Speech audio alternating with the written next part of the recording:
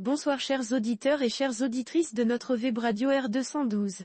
Aujourd'hui, nous vous proposons une analyse percutante de la part de Aïd Belhassen Mohamed, chroniqueur de l'ODJ, qui partage avec vous son avis sur la transition vers l'électrique dans un article intitulé L'électrique, un rêve durable qui coûte des emplois. Voici donc sa réflexion, en podcast, spécialement pour vous. Aïd Belhassen Mohamed débute son article en rappelant que le 12 novembre 2024 marque une crise sans précédent dans l'industrie automobile mondiale, ainsi.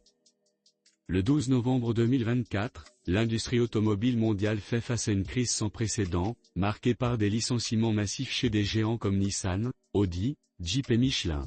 Alors que le passage à l'électrique est souvent perçu comme une avancée vers la durabilité, il s'accompagne de conséquences économiques douloureuses. Le chroniqueur expose ensuite en détail la situation de plusieurs grands noms de l'industrie automobile de la manière suivante.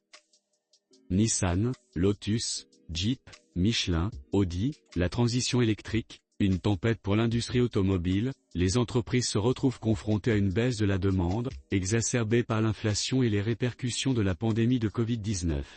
Les ventes de voitures n'atteignent pas les niveaux d'avant-crise, et la transition vers des véhicules électriques, bien qu'inéluctable, nécessite moins de main-d'œuvre que les méthodes de production traditionnelles. Nissan, par exemple, a annoncé une réduction de sa capacité de production de 20%, entraînant potentiellement la suppression de 9000 postes. Cette décision fait suite à une perte de 55 millions d'euros au dernier trimestre, illustrant la fragilité de la situation. Le constructeur japonais, qui gère la plus grande usine automobile du Royaume-Uni, a produit seulement 325 000 voitures en 2023, bien en deçà de sa capacité maximale. Ensuite, notre chroniqueur aborde les cas d'autres acteurs de l'industrie, comme Audi et Lotus, qui ne sont pas non plus épargnés par cette crise, en disant « D'autres acteurs de l'industrie, comme Audi et Lotus, ne sont pas en reste.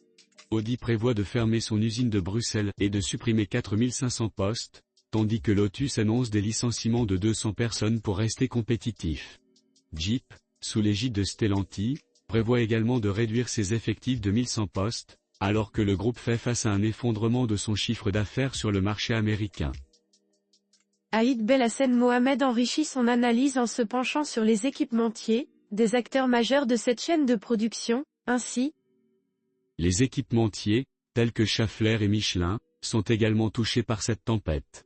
Schaeffler va supprimer 4700 emplois en Europe, tandis que Michelin ferme 2 usines, entraînant la perte de 1250 postes.